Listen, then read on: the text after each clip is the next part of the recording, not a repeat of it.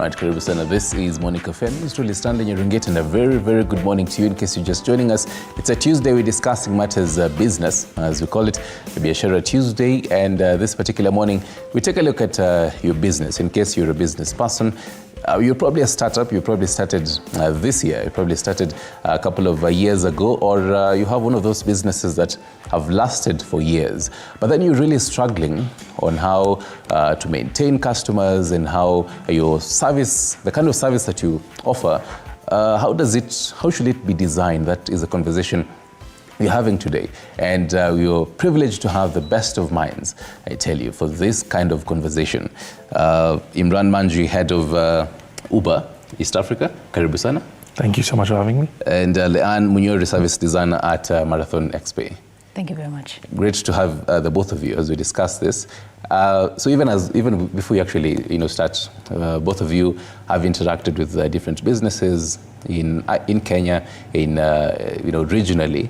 I'd love to know your feel and your view about the state of businesses, really, how they are, before we actually now get to understand how the importance of even service design in a business. What's your view on the businesses, the state of businesses in Kenya? Start with you, Manje. Sure. So I think businesses overall in Kenya have adapted a lot recently. The COVID pandemic changed the nature of work for many different businesses. And what we've seen right now is the emergence of new businesses that are adapted to the economy that we're now in. But I think overall, even though we have some phenomenal businesses and we have some world-class institutions, there is still room for progress. There's still room for growth, especially in the realm of service delivery. Mm-hmm. Too many times when you are ordering, you're not getting your deliveries fulfilled. There's room to do better. Mm-hmm. Supermarkets with more inventories, that when you want a certain item, you'll have it there. There's room for us to do better, for sure. When you're even as you come in, we're in the wake of digital age. Right now, most businesses really have transitioned. They started way back even before digital media was a thing, or maybe when it was starting out, but then they're now realizing that it's actually a thing. So as with that context, really, what's your your view on the state of businesses at the moment? I would say that businesses are adaptable, as Imran has mentioned, and so the move to a digital device, or either on platforms, using particular apps to then move their products or their services, it's to recognize that tech is to facilitate the service that they're providing. So even as they have fantastic apps with that has put into consideration all the things that an app needs to have in order to facilitate their business, not to forget the human element.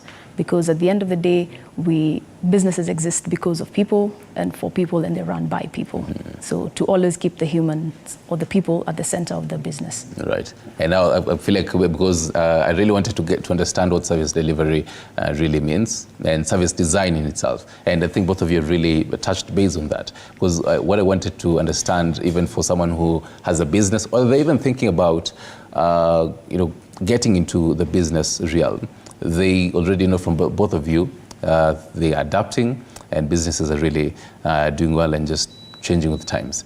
So the fact that we understand that, there's still businesses that are really flopping. Someone has a very, a fictional business that really is amazing, it has profits, but then at the end of the day, they're wondering, why am I not really getting customers? So at the end of the day, help us understand, what is service design?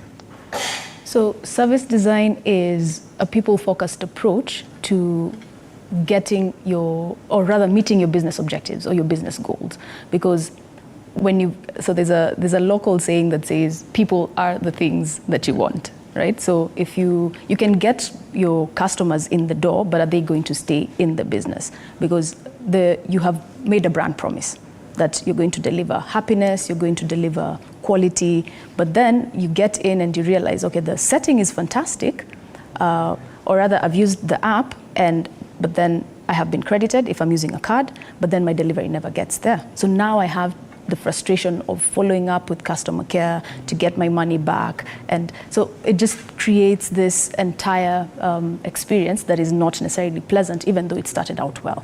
So what service design does is it looks at that entire journey of the customer or the user of your product, how they get to know about your business, how they experience your business, and how they will return. They'll become a return user, and which ultimately leads to them being your brand ambassador or your brand advocate. Yeah, and So, yes. And Ibrahim, I mean, you've worked, even before Uber, you've worked in different, large firms. I, as a customer, do I really know what I want? Before I interact with your service, do I know really what I want? Because many times you'd get into a supermarket and then you see an item. So this fictional item that I'd probably call Nyerengita something is selling probably what? Let's say a book. Or let me use some food stuff. So probably it's selling rice, so Nyerengita rice.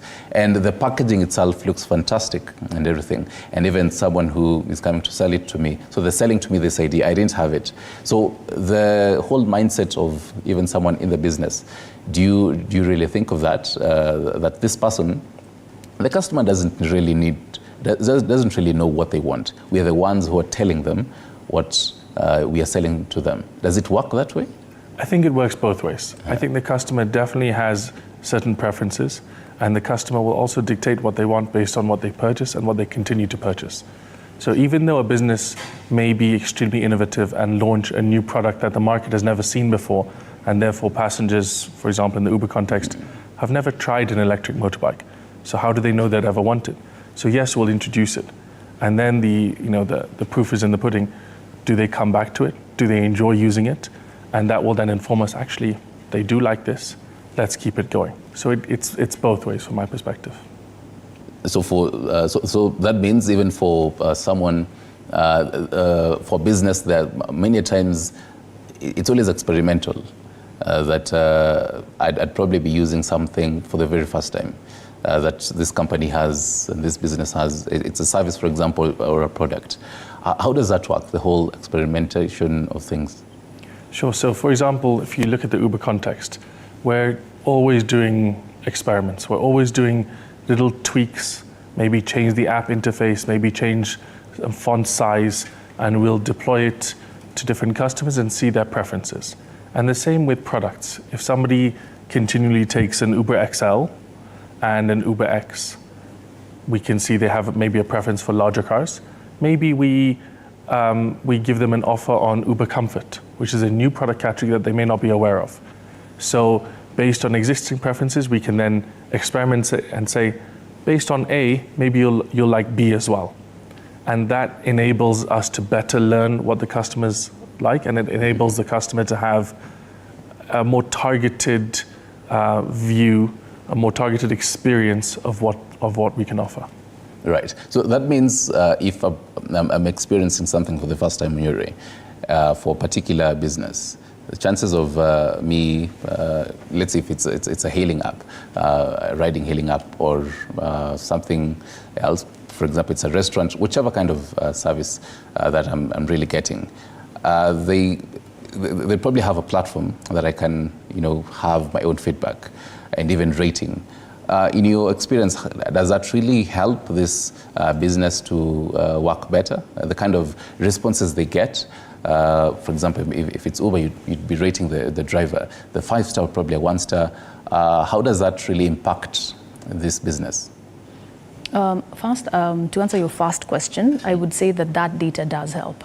And I think in the case of Uber, it's not just numbers, so it's not just a 1 to 5. They'll also want to know why you've given that 5 or that 3, because my 3 could be different from yours. I could say I enjoyed the service and I'm giving it a 3, but, and yours would be, I didn't enjoy the service, but, and it's still, we've both rated it as 3. So the fact that there are some qualitative responses as to why gives it much more context. And then on the other hand, I would say that in collecting data, it's triangulating data points, right? So it's the frequency of that data. So I think as we were discussing earlier, if one person keeps getting a 3-star rating, and it's maybe because the car quality is not in the best shape, then 6 people it's a red flag. But if it's only 2 people in a range of 6 months, then it's weighted differently. So I think the type of data, the frequency of that data, the types of users that are giving a particular kind or other providing particular data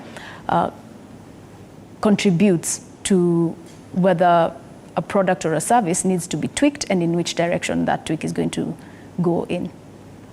Yeah.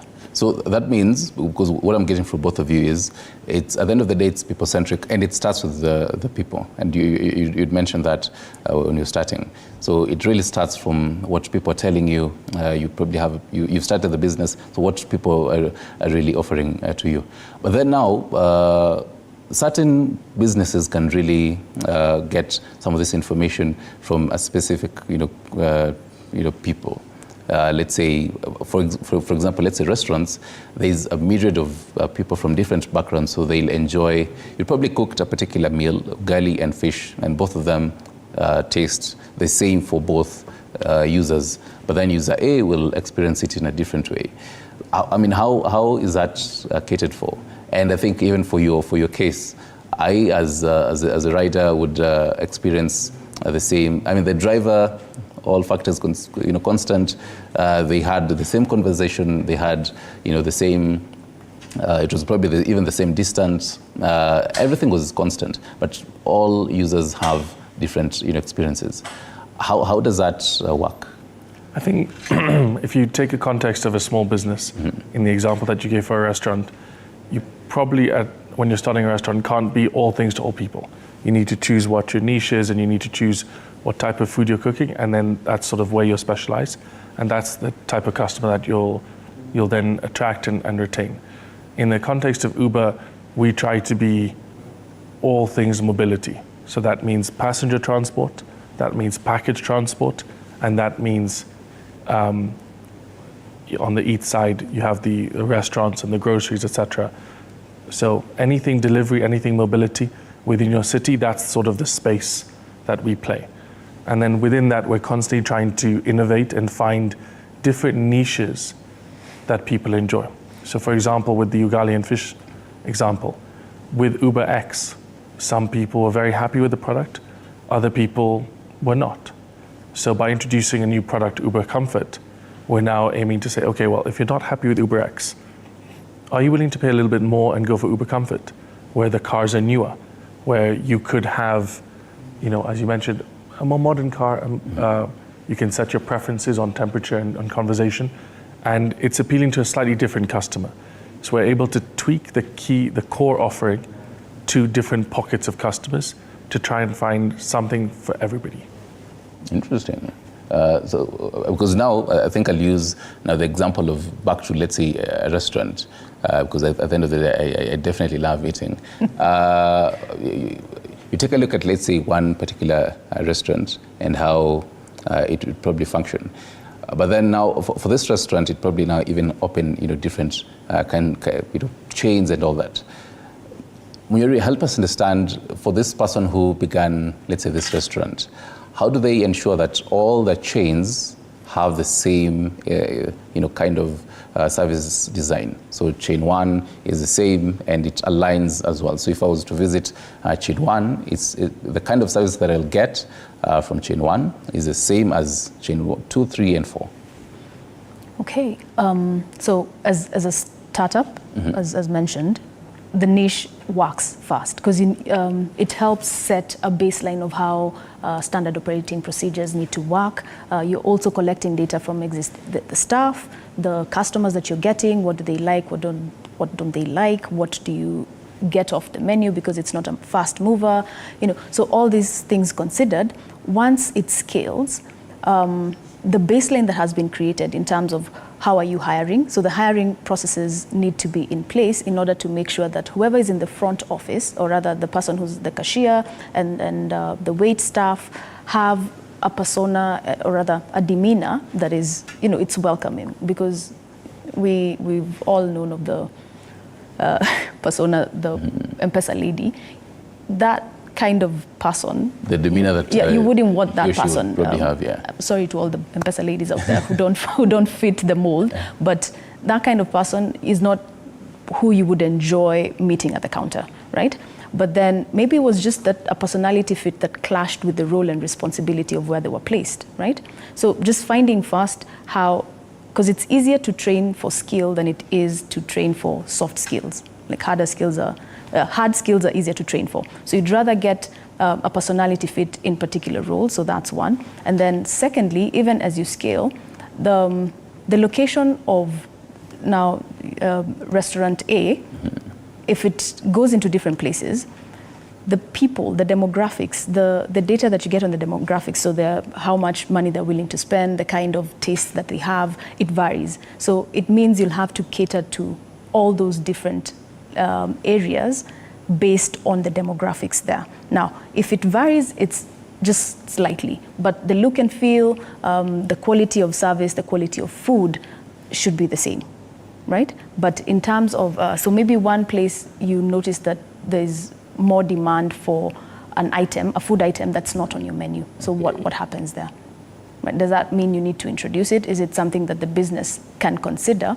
And if not, is there an alternative for people? Because then, have you ever gone to a restaurant and the first thing you order, you're told, 5 minutes later, I'm sorry, but we're fresh out of that. You order the second thing, I'm sorry, we're also, so then the question becomes, okay, and it's on the menu. And it's on the menu, right? So then your question becomes, okay, just tell me the things that are there so that we can just shorten this cycle.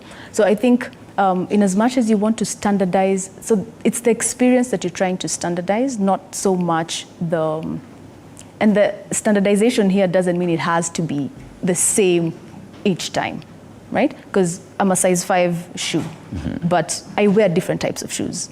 I can have a sneaker, I can have a sandal, based on the occasion. So I think it's the same when you have a business that has multiple locations. Same with Uber, with the Comfort L, electric versus a normal motorcycle. If you want something quieter, if your values are more towards green and sustainable, you're more likely to go for an electric car than the inverse. If you're a CEO, the type of Uber that you'll order is very different from someone who's a student, right? So you just cater to those demographics based on the data that you collected. All right. Yeah. So I think even as we continue, we would really use most of the examples of restaurant as well as even most of these taxi hailing apps, including Uber, for the context of even for the viewer to also understand, because these are two platforms that you'd really use, in a week you'd really use most of the time, either when you're going to work, out of work, or between work. And that's said because she was talking about the whole even talent search. But then now for a taxi hailing app, it works both ways. So help us understand this, bit, because if I was to walk into a restaurant, chances of me getting the staff, the waiter who served me yesterday or last week is very high. But then for probably a driver, unless I probably have the number of this driver, just call them up and tell them, come and pick me. But chances of me getting a new driver each and every time is quite high. So how does that work? Because at the end of the day, you'd want this business to have an alignment of how its service is on what is said about the company. So how does that work even for the drivers who offer these services? Because everyone has their own different backgrounds. Sure. So I think the question comes down to scale, and it comes down to at the scale that Uber is at, everything is driven by process. Everything is driven by big data. So when drivers are onboarding onto our platform, they go through a standardized set of checks. There's a background check for the driver, 2 background checks for the driver. There's 2 vehicle inspections for the vehicle, provision of different photo ID, etc. And it's all standardized onto what we collect before a driver comes on the platform. There's then the rating system for the driver and for the passenger. So when you're a passenger and you're requesting a ride, very rarely would you get matched with the same driver. But you will get matched with the driver who has taken trips before, who has a certain rating, and you have visibility on that rating before the driver comes to get you. And the idea is that it's a community, and the drivers that go above and beyond, that are rated better, that have cleaner cars, will get more tips, will get higher ratings, and that's a sort of self-fulfilling cycle. And it's at scale. When you have a single driver that you call and he comes to get you. If he's on the opposite side of the city, he's now going to take half an hour to reach you. And then the price that he has to charge you is going to be higher because it has to compensate for a very long time between trips and a very long dispatch radius for him to come and get you. Whereas at scale, those things can be reduced. You now have a driver around the corner. If you're on the Uber platform, chances are a driver is a few minutes away. And you can have a more efficient allocation of those same resources. So to go back to the restaurant example, if you start a burger shack and you're making burgers and people are liking your burgers, for you to open a second burger chain, you have to implement the process because you now cannot be flipping every burger. So you need to be teaching, the chef that's now in restaurant number 2, how long do they cook that for?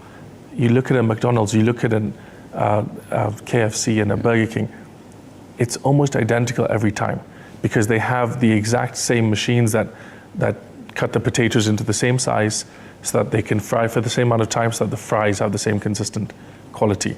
And like your McDonald's would have the same plates that they cook on in all their restaurants around the world, and then they're giving instructions to their chefs to, cook it for 25 seconds and flip it and another 25 seconds, whatever the parameters are, but those processes are set in place to standardize the experience, which then lets them scale.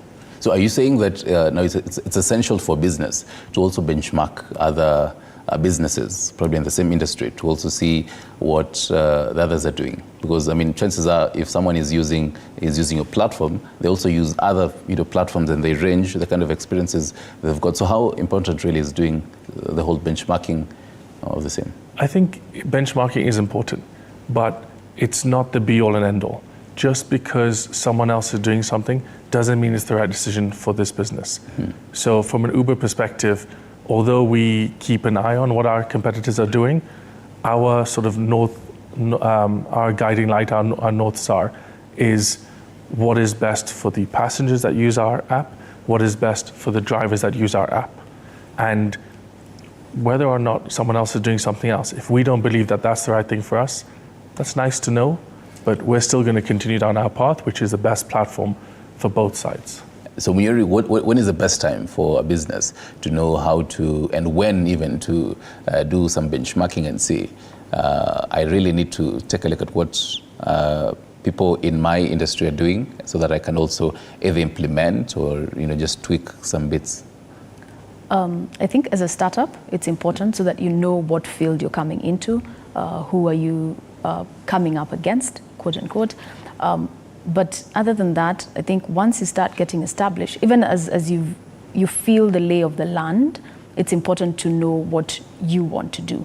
Because as a startup, you can't be all things to all people. You first need to have a base that believes in who you are, because then they will carry on the message of, you need to try out this new place and I promise you won't be disappointed. Yeah. And then out of that, I think innovation is important. And in innovating, it doesn't necessarily mean having something that's entirely new. It's just doing something slightly differently. And I like that you mentioned it's about the people, because at the end of the day, the people aren't necessarily just your customers, because we forget that every relationship is two-way, right? So you need both parties. If it's in a restaurant, you need the customers, and you also need your staff. So if your staff isn't happy, then the quality of your service or whatever that you're providing will dip. So I think in benchmarking, it's important as you're starting out, but as you carve out a niche for yourself, rather than being reactionary, because as long as you're reacting to what the market is doing, I think you'll always be a step behind because you're trying to catch up, you're trying to keep up. But if you're charting your own path, then you are the pace setter. So does that mean even for established companies right now, the ones that we know, they rarely do that? Do they rarely benchmark from companies and businesses in the same industry and even other industries? I think that strong players are who people are benchmarking with, right? Because they're trying to see, okay, how do we get where they are at? What are they doing that we aren't doing? And I think even in knowing that we are the lead, those companies don't get too comfortable in that position, because again, people are constantly trying to get to where they're at. So they need to keep, as we said, keeping the pace. So for those businesses, they keep innovating, they keep experimenting, they keep changing or charting new paths in the industry. So that whole bit of even changing, because you'd find some businesses would have some gatekeeping to what they probably stand, or maybe even the particular business model. They're doing what they used to do for the past 30 years. I mean, talk about companies that have been there, let's say even 50 years plus. As much as they get feedback from viewers and people who are using these platforms and telling them, we'd prefer if you did ABCD, but then they still, gatekeeping and having that mindset that we've been doing this, and well, it seems to work for us. So at what point do you know that, well, for business, this isn't really working, we should probably change the business model, or because this is what we are hearing from the users, and at what point do you say, this is what we've been doing, so we are gatekeeping this idea? So I think that goes down to what we've seen over the past, which is that just because a company was successful in the last century doesn't mean it will be successful in this century. And I believe that when a company gets to a point where they stop listening to the customers, where they stop listening to the market, they'll probably be eclipsed after that, because they've not changed and they've not adapted with the times. So while it is important to keep your competitive advantage, that thing that made you into that behemoth, you must also adapt with the times. Otherwise, there's the famous book, Who Moved My Cheese? And if you're sitting there with your own cheese and you just keep eating that cheese, at some point in time, that cheese is going to be done and you've not moved on. So that then comes down to the agility and adaptability of the largest companies and the ones that can retain that customer obsession. And that's the phrase we use at Uber, where you're obsessed with the customer, where you want the feedback from every single customer, and then you use that collective feedback to help you chart the course forward. Right. So when you take a look at, let's say, even for Marathon XP and the kind of companies that you've worked with, tell us the kind of research that happens there, and also at the end of the day, as a customer, how do I know that I'm actually satisfied with the experience that I've got? How do I know that I need to actually do a 5-star rating for this company? All right. So with the companies that we work with, we heavily rely on qualitative research. And as I'd mentioned before, because you can get a 3-star rating, especially with NPS scores, but they don't really tell you why. So the research that we do is to identify why people are frustrated, why people are happy, why people want to rate you 5 instead of a 1, why people don't rate at all, right? So just understanding. Why is it that way, by the way? Why is it that people don't really and oftenly rate? I, including many others who don't. I'd probably get into a taxi or rather even probably even a restaurant, or you use a particular service, and at the end of the day it requires you to probably rate it, and you just close that tab. So there's a number of reasons. The first and main one is we only rate when there's an extreme emotion. So if I'm very frustrated, if it's a terrible experience, horrible, then I'll give it a 1 and probably go as far as even telling you why it was a 1.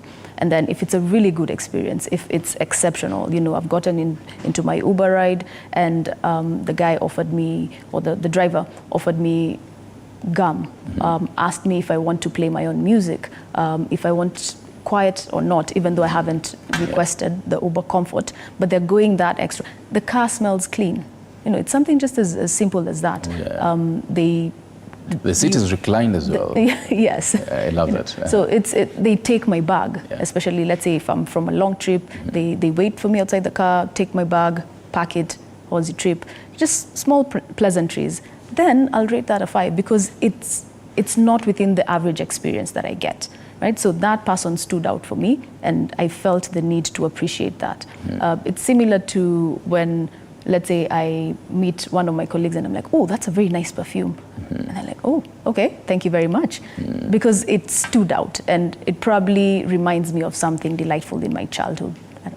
But that's one reason. The other reason is that we live in a very fast-paced time. So by the time I'm getting off of something else needs my attention. So in as much as I may have all the intention to, give a rating, it just slips away, and then I have to order another cab. So, I'll do it the next time. Yeah. So it's a number of these ones, but those are the two that I can quickly come up with off the top of my mind. But I think with the more exposure that Kenyans are getting, they realize the power of giving ratings, not just ratings, but feedback, constructive feedback. So I think more and more people they try. It doesn't always, so if you can get at least half the time people responding to an NPS score or responding to a feedback question, fantastic, you're doing really well. But I think there are also other markers to tell you whether or not you're doing well. Are people coming back? Because if I'm visiting Malindi, I can't keep going to the same supermarket because it was a one-time thing. Yeah. But if it's within my neighborhood and I have to go 3 stores over, then there's something that store is doing that the one close to my home isn't doing, which is why I'd rather take the extra trip. Right. And Manji, for business that looks at, let's say, Uber, has been there for years, could you probably share for us the tips that Uber has really done over the years when it comes to even the customer experience? Let's say for particular business that is starting up, someone has to go all the way to, let's say, Play Store, App Store to reply to them and tell them your app and service isn't working because of ABCD and D, because they didn't find a way and a platform to actually express that in that platform that is there. So they had to go all the way to the Play Store so that they actually won, quote unquote, someone who's going to be downloading this app. What should, if someone is designing the business right now, how should they design it such that they can actually get real-time kind of feedback? So I think for me, the number one most important thing with a business is always sales. Whether that is sales business to business and you have 3 or 4 customers, or whether that is sales to millions of people. Sales is why a business is in business. And that it then makes sense to then ensure that is the number one priority within the business. Are you ensuring that customer is as happy as possible so they can return, and so that they can be so happy, an NPS score of 10, so that they're now actively promoting your business to other people. And you have a flywheel effect going in place where now more people use the business and more people promote it, and more, and it all comes down to the customer obsession. So there's so much to unpack there. There's the processes behind what goes into, but there's also the customer service that you mentioned. There's knowing your customer and understanding them, and being able to give them something delightful, something a little bit magical. So what differentiates one supermarket from another? Maybe it is that very friendly cashier, that little loyalty program for the customers, spend this much, get this free chocolate bar, for example, that now migrates people over to that supermarket. So there's a lot of different ways of doing it, but I think it always comes back to customer obsession. You mentioned something that I wanted to touch base on a little bit later, but because you've mentioned it, the whole rewarding customers, really. Does that, it does work, because I think even for personally, the kind of places that you shop and they tell you, we are rewarding you this because of this, you'd actually tend to go there. What's the psychology behind that, Muri? The fact that you'd actually reward, let's say, loyal customers, just customers who've been there for you and with you all that time. Right. So I would say from developmental psychology, we respond to reinforcement. So it's either positive or negative reinforcement. So if I do something, so let's say like children, they finish their food, the parents clap, they get a chocolate bar at the end of the evening. Yeah. And so even as we grow up, because it's something in high school or in primary school, you get awarded, although nowadays everyone gets a participation trophy, but that aside, for number 1 all the way to 3 or the best performers, there's an accolade that comes with that. So we are wired to, when you receive a reward, you're likely to repeat that behavior. Then when the inverse is true, right? So if I lose something, if I get stolen from on that particular road, even though it has happened once in the 100 times that I've been on that road, there's a good chance every time I think of using that route, I'll be like, is there an alternative? So with customer rewards, I think it also matters the type of reward that you're giving. I remember there's a time in supermarkets where if they don't have coins, they give you sweets. Right? And so over time, people are like, okay, maybe also I need to be paying with sweets. Would they accept my sweets as payment? Okay. Because over time I have 10 shillings in coins, but no one also wants to take them back. Right. So it's a matter of what is the quality of that reward, so that it can then keep people coming back. If it doesn't really meet me, I will. Muri as well as Manji, I'd have to end this conversation prematurely because I have to cross over to State House for the swearing in of judges, but then I'd kindly ask both of you, closing remarks, someone listening to you, really interested in this conversation and just to know how they can design their businesses, probably 30 seconds each or less. Ladies first, he says, and advice and all that. 30 seconds kindly as we wrap it up. All right. Focus on the people in your business. Those are your customers and that's your staff. And know the why that drives your business. All right, Imran. I'd completely echo that. Customer obsession. Build with processes that enable you to scale. All right. Thank you very much, Imran Manji, head of Uber East Africa, as well as Leanne Munyori, service designer at Marathon XP. In case you're just joining us for this conversation, you can take a look at it on our social media platforms and also engage with us. From right here, Biashara Tuesday, I want to take you all the way to State House for the swearing in of the judges. The whole vetting process began last month. And finally, those who are actually vetted and those who are appointed will be sworn in this morning. Let's cross over there for some live pictures. The designate judges of the High Court to take their respective oaths of office as follows. Mr. Moses Ado Otieno.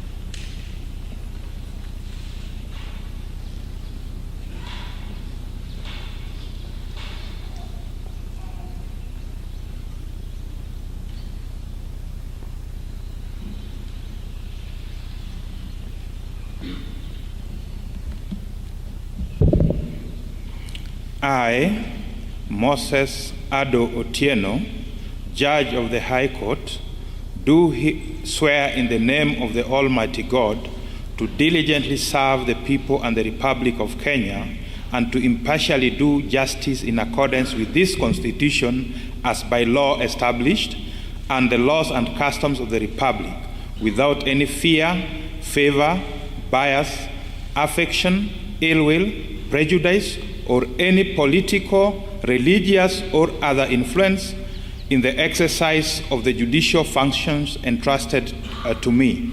I will at all times, and to the best of my knowledge and ability, protect, administer, defend this Constitution with a view to upholding the dignity and the respect for the judiciary and the judicial system of Kenya, and promoting fairness, independence, competence, and integrity within it. So help me God.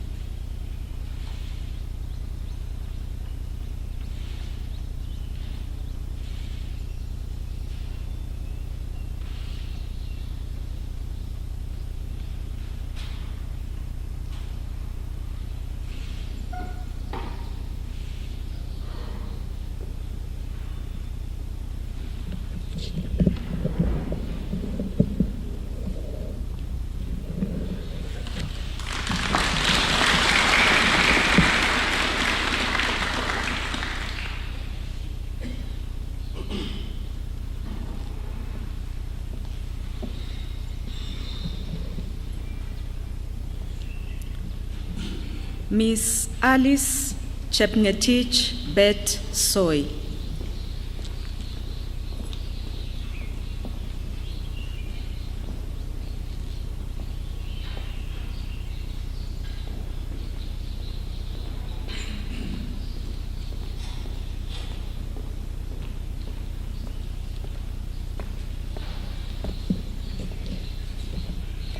I, Alice Chepngetich Bet Soy, Judge of the High Court, do swear in the name of the Almighty God to diligently serve the people and the Republic of Kenya, and to impartially do justice in accordance with this Constitution as by law established, and the laws and customs of the Republic, without any fear, favor, bias, affection, ill will, prejudice, or any political, religious, or other influence. In the exercise of the judicial functions entrusted to me, I will at all times, and to the best of my knowledge and ability, protect, administer, and defend this Constitution with a view to upholding the dignity and the respect for the judiciary and the judicial system of Kenya, and promoting fairness, independence, competence, and integrity within it. So help me God.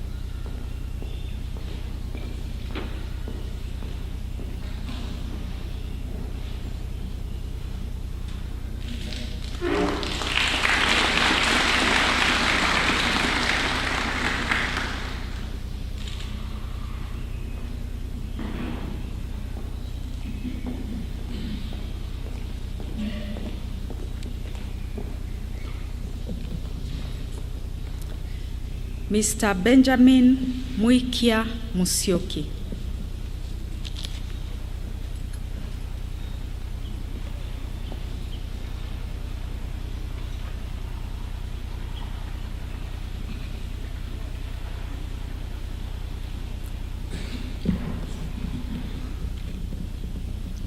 I, Benjamin Muikia Musyoki, Judge of the High Court, do swear in the name of the Almighty God to diligently serve the people and the Republic of Kenya, and to impartially do justice in accordance with this Constitution as by law established, and the laws and the customs of the Republic, without any fear, favor, bias, affection, ill will, prejudice, or any political, religious, or other influence.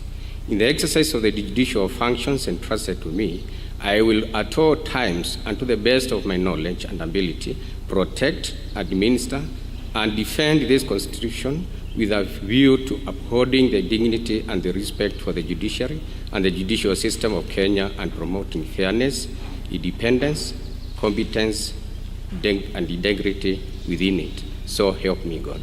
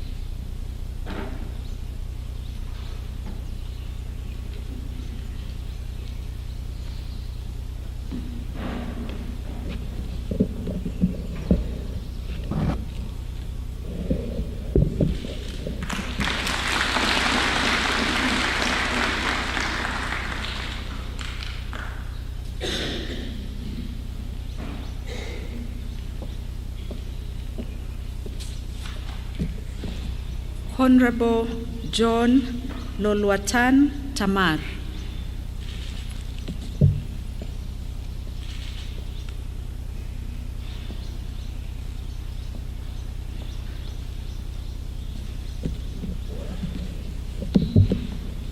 I, John Lolwatan Tamar, Judge of the High Court, do swear in the name of the Almighty God to diligently serve the people and the Republic of Kenya and to impartially do justice in accordance with this Constitution as by law established and the laws and customs of the Republic without any fear, favor, bias, affection, ill will, prejudice, or any political, religious, or other influence. In the exercise of the judicial functions entrusted to me, I will at all times and to the best of my knowledge and ability protect, administer, and defend this Constitution with a view to upholding the dignity and the respect for the judiciary and the judicial system of Kenya and promoting fairness, independence, competence, and integrity within it. So help me God.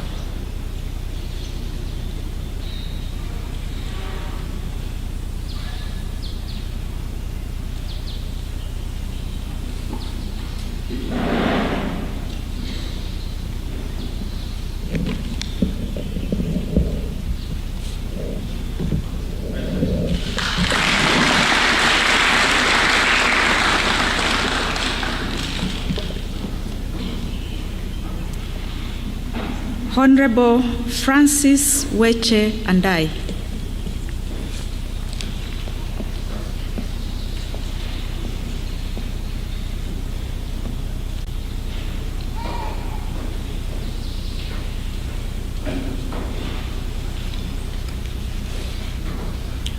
I, Francis Weche and I, Judge of the High Court, do swear in the name of the Almighty God to diligently serve the people and the Republic of Kenya and to impartially do justice in accordance with this Constitution as by law established and the laws and customs of the Republic without any fear, favor, bias, affection, ill will, prejudice, or any political, religious, or other influence. In the exercise of the judicial functions entrusted to me, I will at all times and to the best of my knowledge and ability protect, administer, and defend this Constitution with a view to upholding the dignity and respect for the judiciary and the judicial system of Kenya and promoting fairness, independence, competence, and integrity within it. So help me God.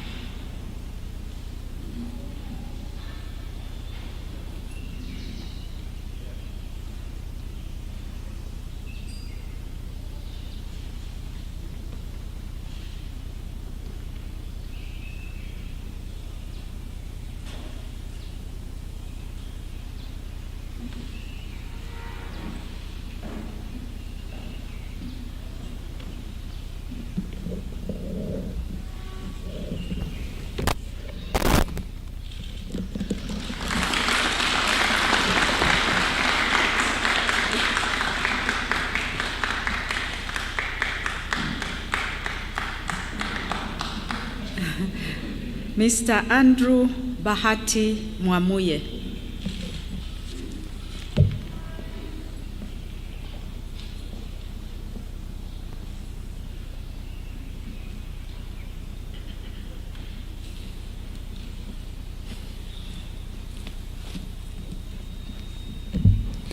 I, Andrew Bahati Mwamuye, Judge of the High Court, do swear in the name of the Almighty God to diligently serve the people and the Republic of Kenya, and to impartially do justice in accordance with this Constitution as by law established, and the laws and customs of the Republic, without any fear, favor, bias, affection, ill will, prejudice, or any political, religious, or other influence. In the exercise of the judicial functions entrusted to me, I will at all times, and to the best of my knowledge and ability, protect, administer, and defend this Constitution, with a view to upholding the dignity and the respect for the judiciary and the judicial system of Kenya, and promoting fairness, independence, competence, and integrity within it. So help me God.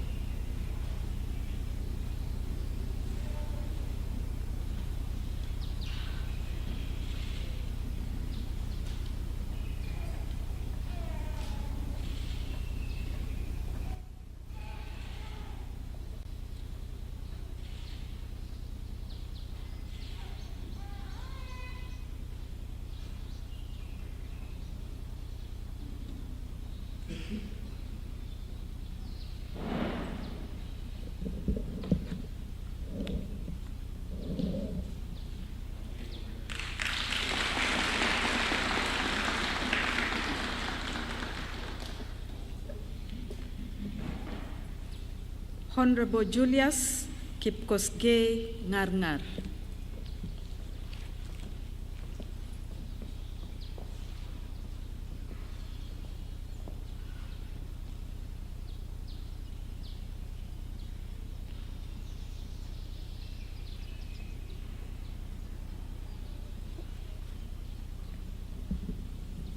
I, Julius Kipkosgei Ngarngar, Judge of the High Court, do swear in the name of the Almighty God to diligently serve the people and the Republic of Kenya, and to impartially do justice in accordance with this Constitution as by law established, and the laws and customs of the Republic, without any fear, favor, bias, affection, ill will, prejudice, or any political, religious, or other influence. In the exercise of the judicial functions entrusted to me, I will at all times, and to the best of my knowledge and ability, protect, administer, and defend this Constitution with a view to upholding the dignity and the respect for the judiciary and the judicial system of Kenya, and promoting fairness, independence, competence, and integrity within it. So help me God.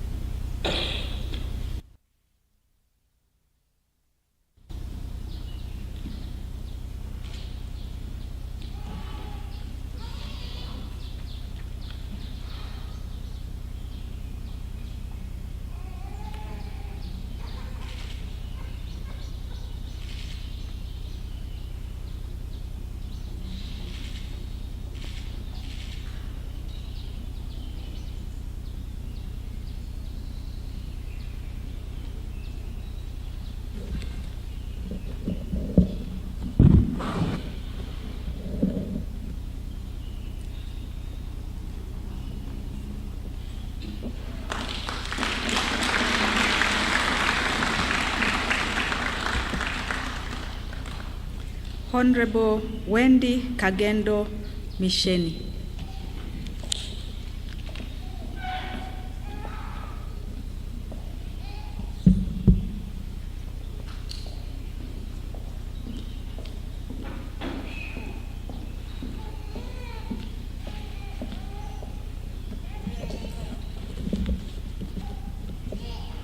I, Wendy Kagendo Misheni, Judge of the High Court of Kenya, do swear in the name of the mighty God to diligently serve the people and the Republic of Kenya, and to impartially do justice in accordance to this Constitution as by law established, and the laws and customs of the Republic, without any fear, favor, bias, affection, ill will, prejudice, or any political, religious, or any other influence.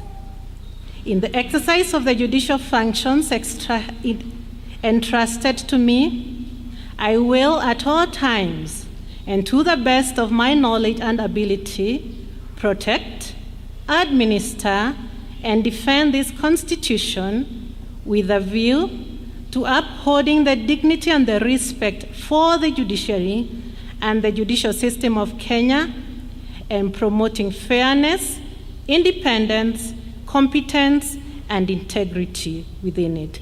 So help me God.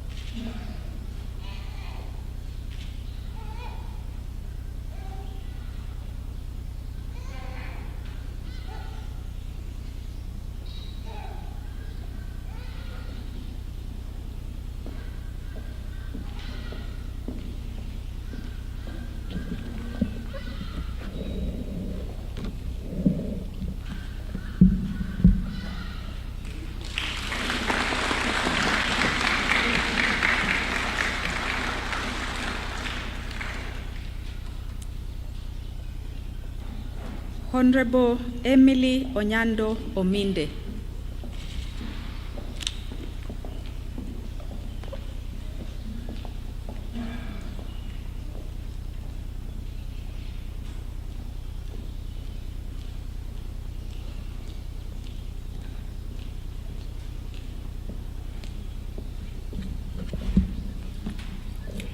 I, Emily Onyando Ominde, Judge of the High Court of Kenya, do swear in the name of the Almighty God to diligently serve the people and the Republic of Kenya, and to impartially do justice in accordance with this Constitution as by law established, and the laws and customs of the Republic, without any fear, favor, bias, affection, ill will, prejudice, or any political, religious, or other influence.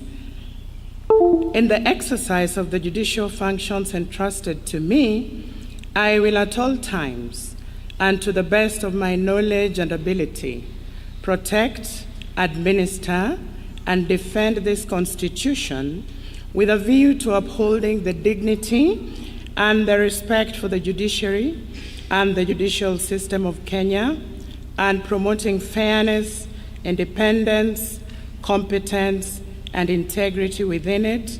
So help me God.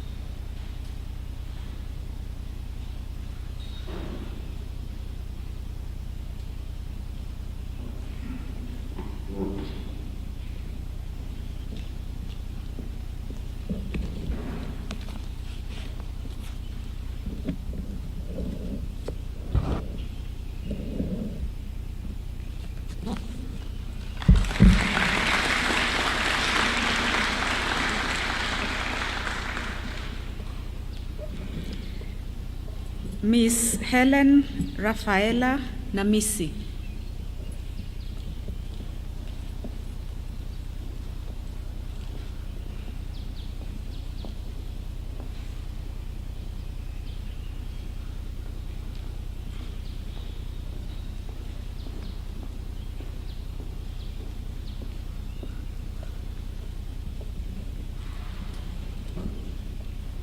I, Helen Rafaela Namisi, Judge of the High Court, do swear in the name of the Almighty God to diligently serve the people and the Republic of Kenya, and to impartially do justice in accordance with this Constitution as by law established, and the laws and customs of the Republic, without any fear, favor, bias, affection, ill will, prejudice, or any political, religious, or other influence in the exercise of the judicial functions entrusted to me. I will, at all times and to the best of my knowledge and ability, protect, administer, and defend this Constitution with a view to upholding the dignity and the respect for the judiciary and the judicial system of Kenya, and promoting fairness, independence, competence, and integrity within it. So help me God.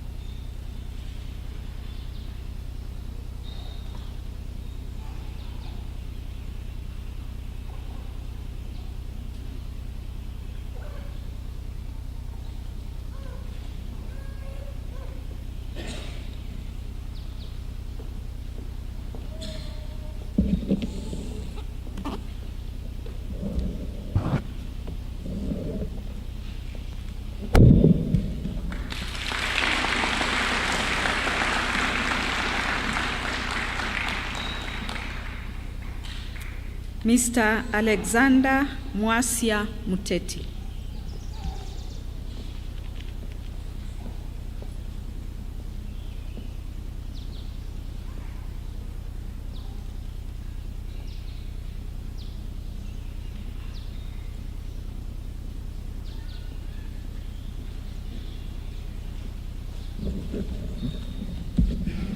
I, Alexander Mwasia Muteti, Judge of the High Court, do swear in the name of the Almighty God to diligently serve the people and the Republic of Kenya, and to impartially do justice in accordance with this Constitution as by law established, and the laws and customs of the Republic, without any fear, favor, bias, affection, ill will, prejudice, or any political, religious, or other influence.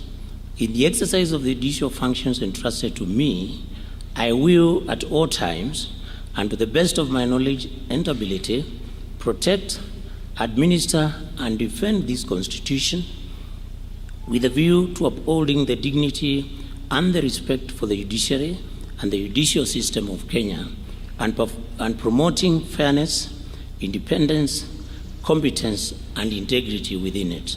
So help me God.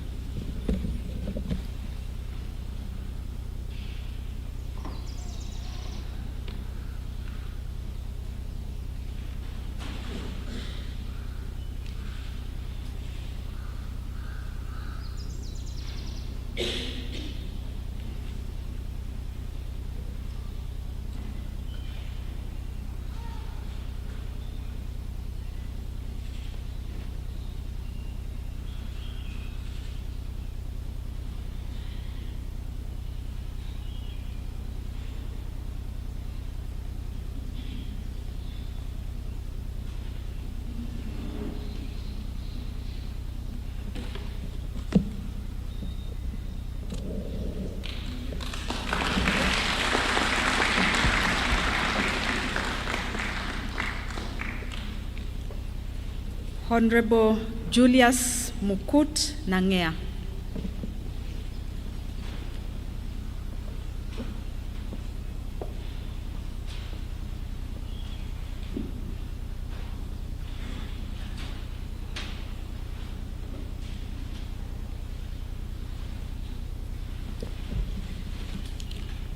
I, Julius Mukut Nange, Judge of the High Court, do swear in the name of the Almighty God to diligently serve the people and the Republic of Kenya and impartially do justice in accordance with this Constitution as by law established and the laws and customs of the Republic without any fear, favor, bias, affection, ill will, prejudice, or any political, religious, or other influence.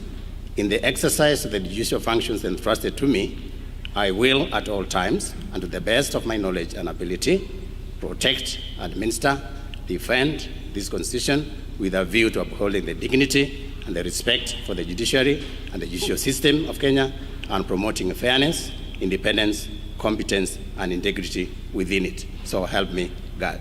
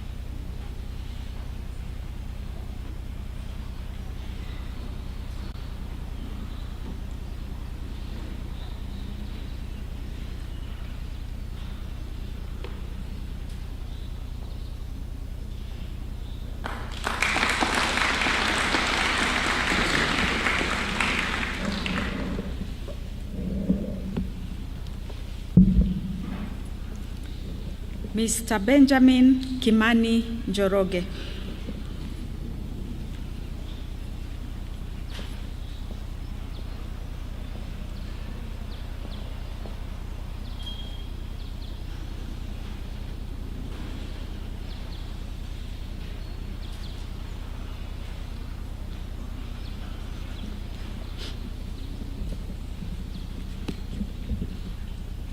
I, Njoroge Benjamin Kimani, Judge of the High Court, do swear in the name of the Almighty God to diligently serve the people and the Republic of Kenya and to impartially do justice in accordance with this Constitution as by law established and the laws and customs of the Republic without any fear, favor, bias, affection, ill will, prejudice, or any political, religious, or other influence. In the exercise of the judicial functions entrusted to me, I will at all times, and to the best of my knowledge and ability, protect, administer, and defend this Constitution with a view to upholding the dignity and respect for the judiciary and the judicial system of Kenya and promoting fairness, independence, competence, and integrity within it. So help me God.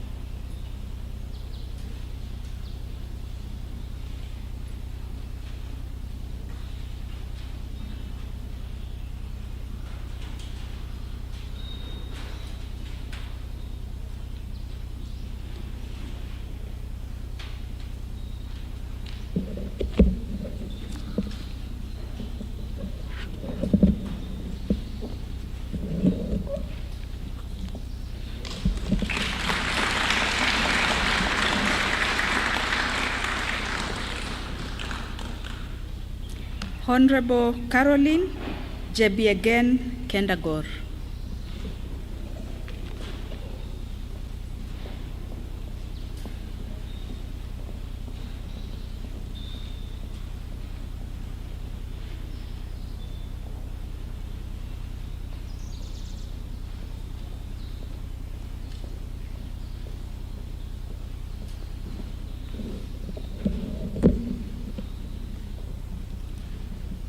I, Caroline Chepiegen Kendagor, Judge of the High Court, do swear in the name of the Almighty God to diligently serve the people and the Republic of Kenya and to impartially do justice in accordance with this Constitution as by law established and the laws and customs of the Republic without any fear, favor, bias, affection, ill will, prejudice, or any political, religious, or other influence.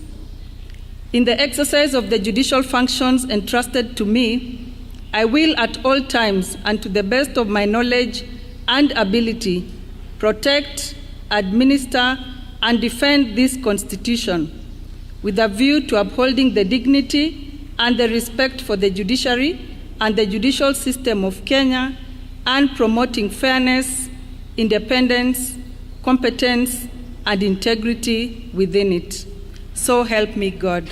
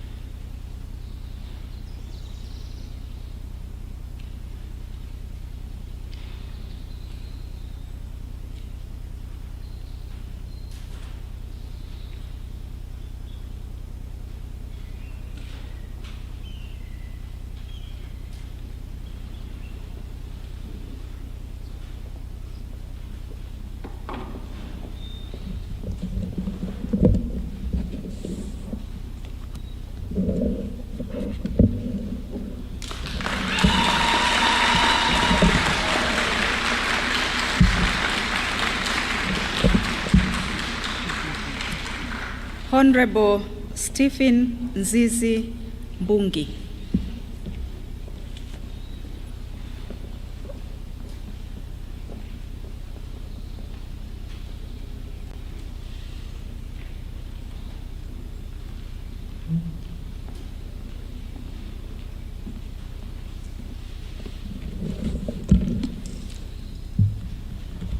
I, Stephen Nzizi Mbungi, Judge of the High Court, do swear in the name of the Almighty God to diligently serve the people of the Republic of Kenya and to impartially do justice in accordance with this Constitution as by law established and the laws and customs of the Republic, without any fear, favor, bias, affection, ill will, prejudice, or any political, religious, or other influence. In the exercise of the judicial functions entrusted to me, I will at all times, and to the best of my knowledge and ability, protect, administer, and defend this Constitution with a view to upholding the dignity and the respect for the judiciary and the judicial system of Kenya, and promoting fairness, independence, competency, and integrity within it. So help me God.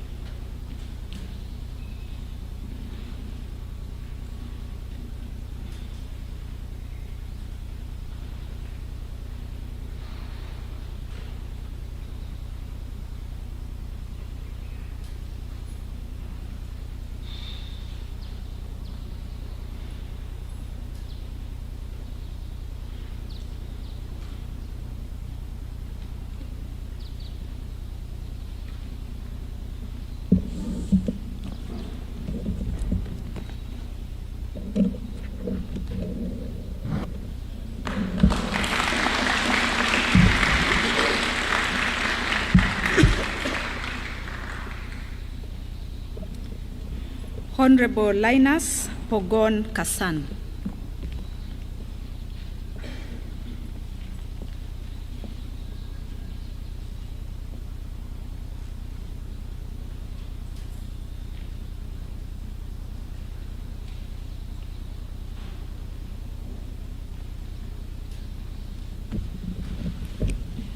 I, Linus Pavon Kasan, Judge of the High Court, do swear in the name of the Almighty God to diligently serve the people and the Republic of Kenya and to impartially do justice in accordance with this Constitution as by law established and the laws and customs of the Republic without any fear, favor, bias, affection, ill will, prejudice, or any political, religious, or other influence.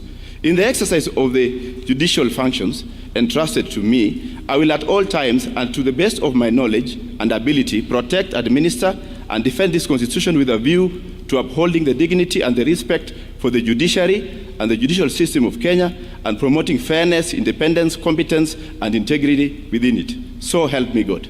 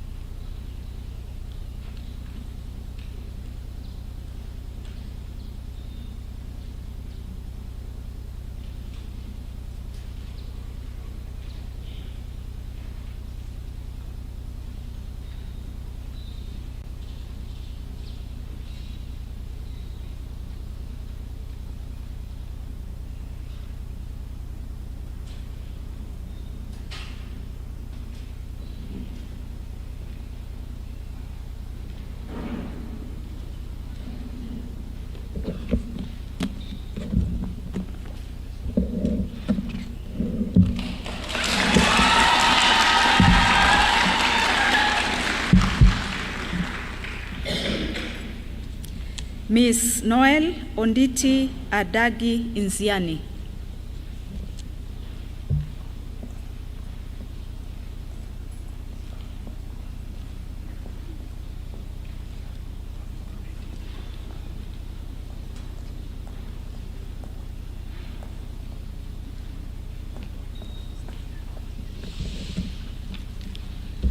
I, Noel Onditi Adagi Nziani, Judge of the High Court of Kenya, do swear in the name of the Almighty God to diligently serve the people and the Republic of Kenya and to impartially do justice in accordance with this Constitution as by law established and the laws and customs of the Republic without any fear, favor, bias, affection, ill will, prejudice, or any political, religious, or other influence. In the exercise of the judicial functions entrusted to me, I will at all times, and to the best of my knowledge and ability, protect, administer, and defend this Constitution with a view to upholding the dignity and the respect for the judiciary and the judicial system of Kenya and promoting fairness, independence, competence, and integrity within it. So help me God.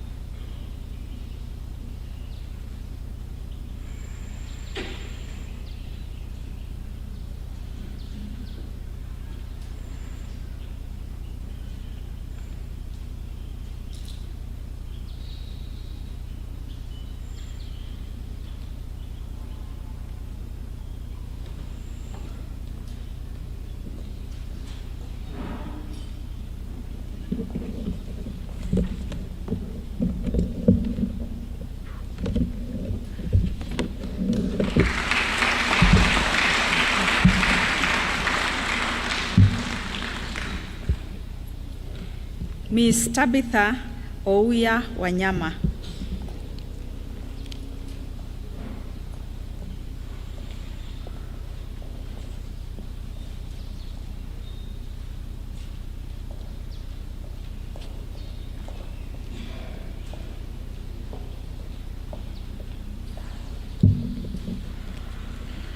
I, Tabitha Ouya Wanyama, Judge of the High Court, do swear in the name of the Almighty God to diligently serve the people and the Republic of Kenya and to impartially do justice in accordance with this Constitution as by law established and the laws and customs of the Republic without any fear, favor, bias, affection, ill will, prejudice, or any political, religious, or other influence. In the exercise of the judicial functions entrusted to me, I will at all times and to the best of my knowledge and ability protect, administer, and defend this Constitution with a view to upholding the dignity and the respect for the judiciary and the judicial system of Kenya and promoting fairness, independence, competence, and integrity within it. So help me God.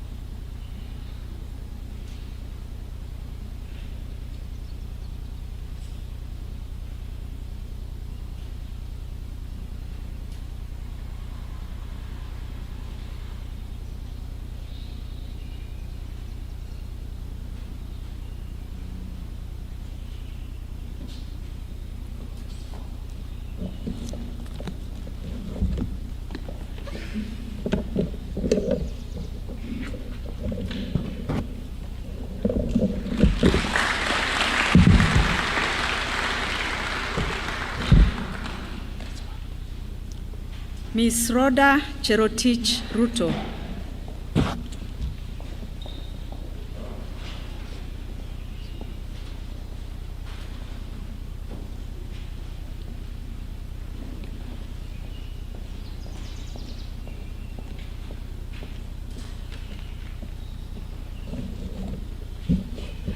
I, Rhoda Cherotich Ruto, Judge of the High Court, do swear in the name of the Almighty God to diligently serve the people of the Republic of Kenya and to impartially do justice in accordance with this Constitution as by law established and the laws and customs of the Republic without any fear, favor, bias, affection, ill will, prejudice, or any political, religious, or other influence. In the exercise of the judicial functions entrusted to me, I will at all times and to the best of my knowledge and ability protect, administer, and defend this Constitution with a view to upholding the dignity and the respect for the judiciary and the judicial system of Kenya and promoting fairness, independence, competence, and integrity within it. So help me God.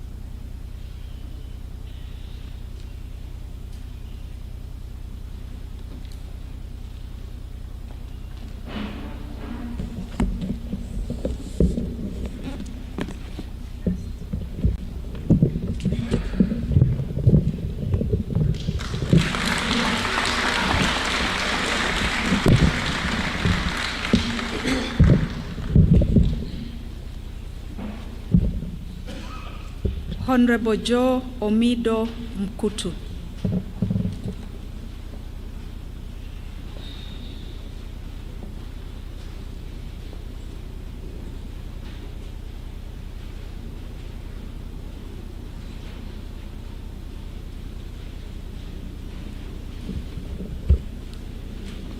I, Joe Omido Mkutu, Judge of the High Court, do swear in the name of the Almighty God to diligently serve the people and the Republic of Kenya and to impartially do justice in accordance with this Constitution as by law established and the laws and customs of the Republic, without any fear, favor, bias, affection, ill will, prejudice, or any political, religious, or other influence. In the exercise of the judicial functions entrusted to me, I will at all times and to the best of my knowledge and ability protect, administer, and defend this Constitution with a view to upholding the dignity and the respect for the judiciary and the judicial system of Kenya and promoting fairness, independence, competence, and integrity within it. So help me God.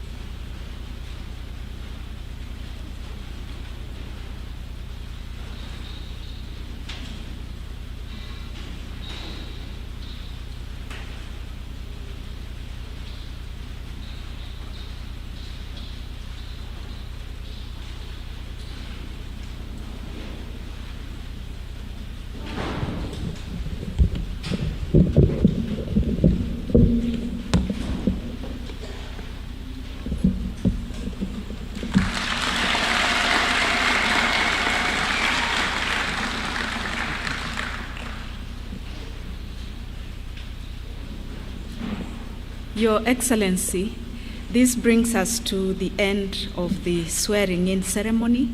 On behalf of the Chief Justice, the Judicial Service Commission, and the entire judiciary, I wish to thank Your Excellency for presiding over this ceremony. May God bless us all.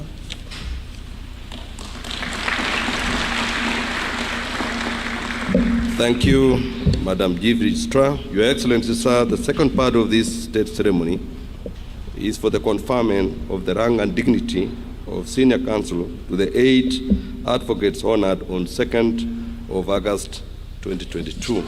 Sir, the conferment of the rank of Senior Counsel was in accordance with the recommendations of the Law Society of Kenya Senior Counsel Committee. This rank recognizes the recipient's exemplary service to the nation in the legal profession and honors their individual contribution to law and development. With Your Excellency's most gracious permission, I invite you, sir, to formally convey the requisite letters of conferment for the rank and dignity of Senior Counsel upon the following esteemed recipients. First is Senior Counsel Makot Kevin Damot.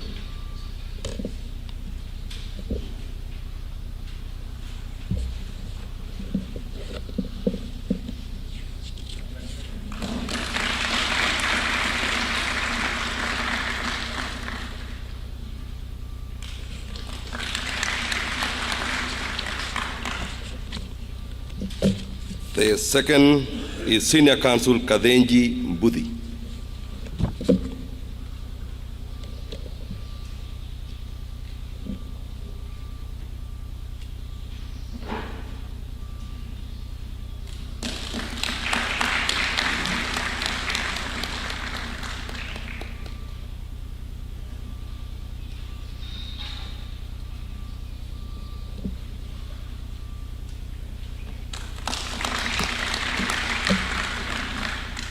Senior Counsel Kibet Yenaro Kipkemoi.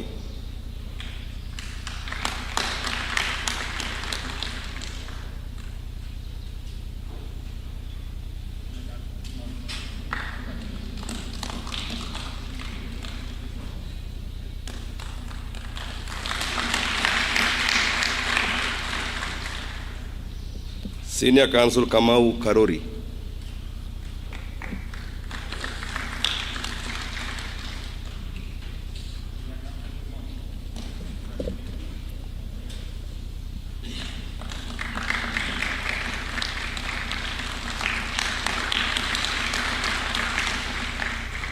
Senior Counsel Mutua Eric Chalo.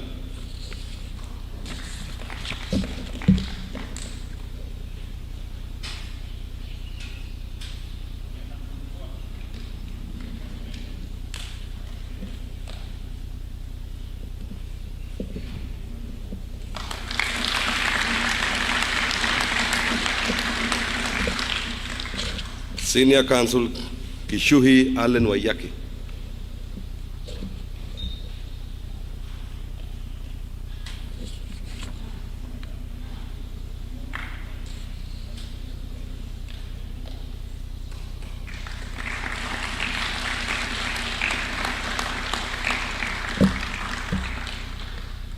Senior Counsel Kanjama Charles Njiru.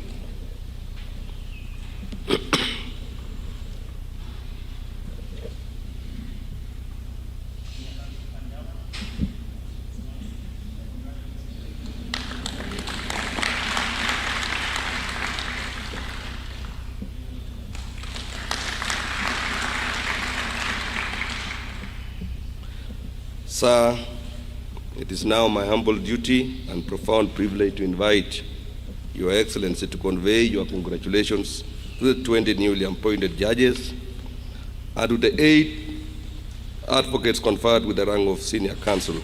Ladies and gentlemen, let us all rise for His Excellency the President.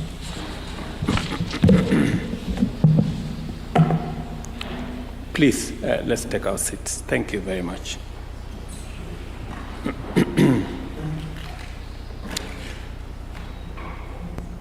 The Honorable Chief Justice and President of the Supreme Court, the Honorable Deputy Chief Justice,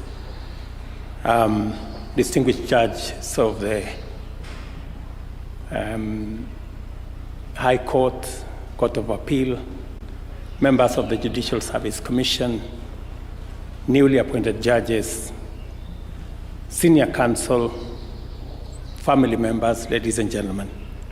It is my privilege to be the first to congratulate all of you on your well-deserved elevation to the esteemed position of Judge of the Republic of Kenya and the most important place of our advocate as senior counsels in the Republic of Kenya. As you step into national service to advance the interests and well-being of our people, it is essential that I emphasize the immense responsibilities bestowed upon you and the magnitude of public expectation for you to contribute positively to freedom, democracy, social justice, and progress in our nation. I am confident that you are highly accomplished advocates with excellent grasp of the law and especially our Constitution. I therefore call to your attention certain important provisions of our fundamental law, not to educate or remind you,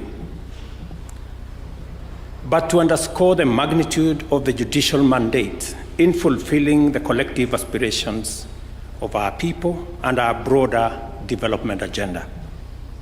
While the constitutional separation of powers delineates functional boundaries between arms of government, it is crucial to understand that ultimately we all are servants of the people entrusted with public responsibility for their benefit. At this juncture in our nation's institutional evolution, it is clear where the boundaries of our respective mandates lie. It is time to utilize our capacities and resources to establish collaborative frameworks on issues where we can align and advance the national interest without sacrificing our constitutional autonomy. I believe, and I know from humble precedents, that it is possible for us to engage in progressive conversation and find consensus on ways and means of enabling one another to serve the people better. As the executive, we have a strong interest in an effective and efficient judiciary because our nation's economy and security and the people's rights and freedom depend on it. For this reason, we shall not hesitate to make our contribution to the enhancement of the judiciary's capacity to deliver justice in every part of Kenya, especially through support for infrastructure and other development requirements of our judiciary.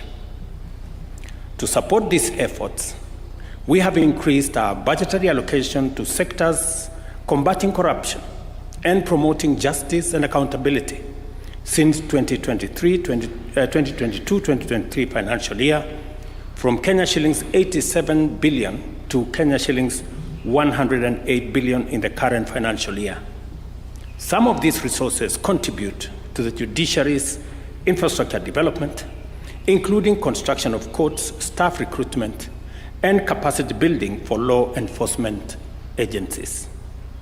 I am happy that the establishment of small claims courts across the country has brought justice closer to the people and resulted in a significant increase in the number of resolved cases.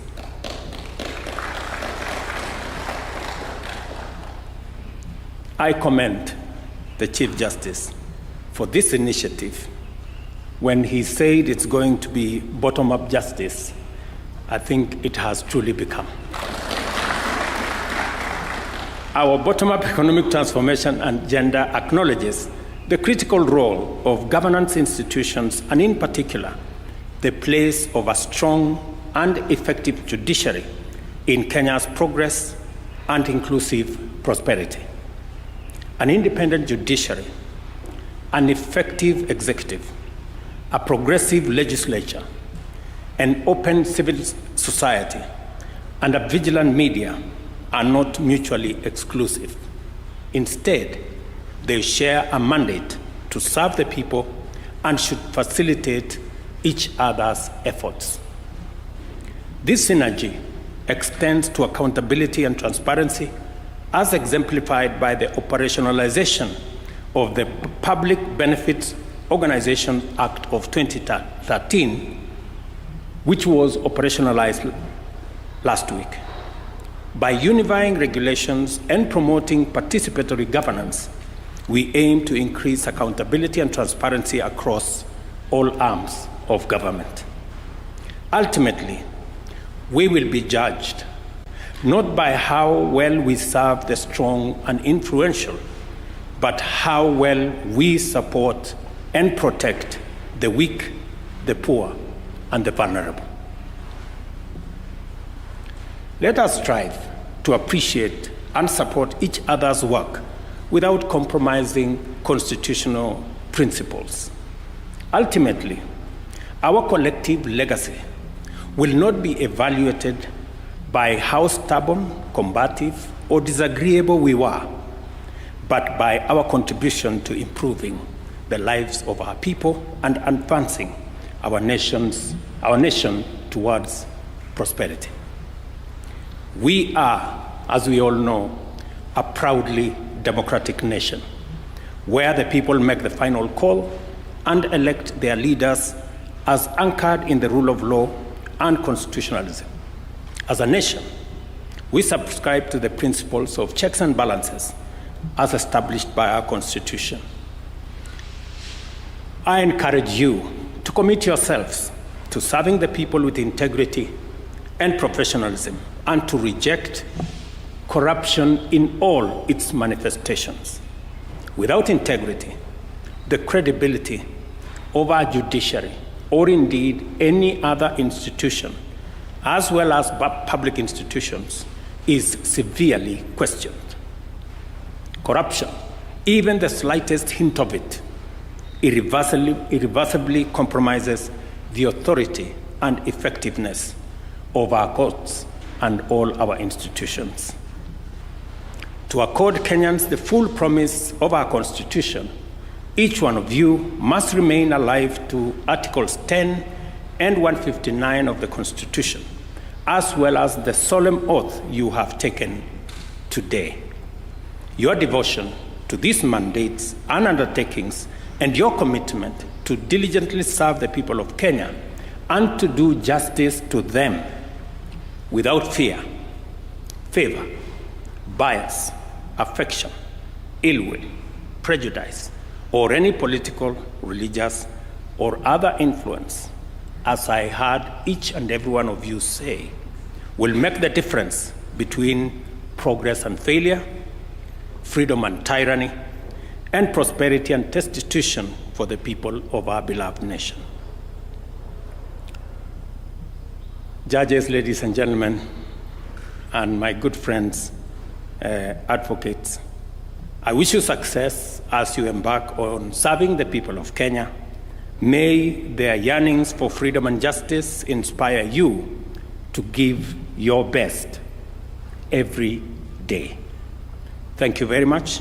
May God bless you, and may God bless our great country, Kenya. Asanteni sana.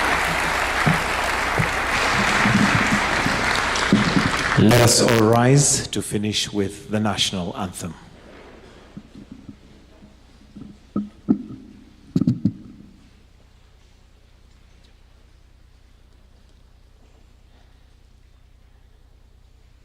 The national anthem.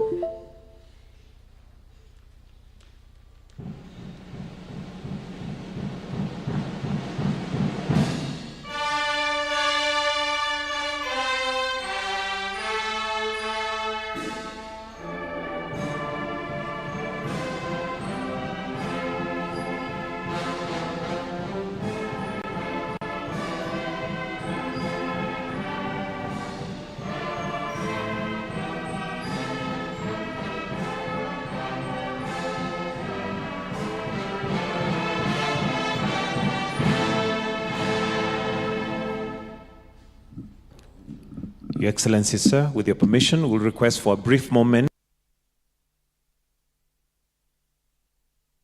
That is sang that State House during the swearing in of the 20 judges who were appointed and officially gazetted by the Judicial Service Commission. It takes the number from 78 judges all the way to 98 right now, to be stationed in 45 stations in the country at the moment. And the President really talking about this and the whole responsibility and how the whole judiciary has undertaken so far. This coming really in the whole backdrop of what we saw early this year, the executive as well as judiciary chief. So we're to see how this is going to be. More details on that coming up your way in subsequent bulletins at 11 a.m.